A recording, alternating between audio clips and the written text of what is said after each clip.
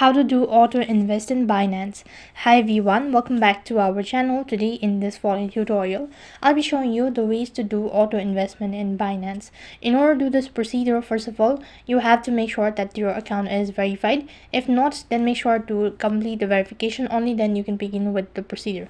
Now then, to continue the procedure, go ahead and log in into your Binance account.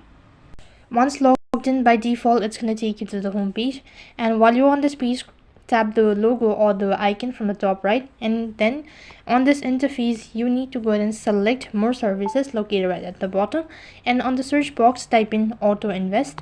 And when you locate auto invest, go ahead and click on it. As you do that, now you can begin with the procedure.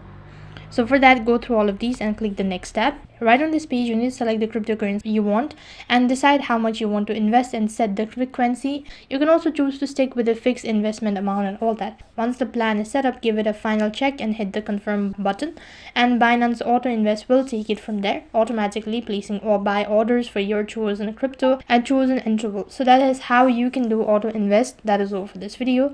I hope the video was helpful. Make sure to like, share and subscribe to our channel. Thank you for watching. See you in the next video.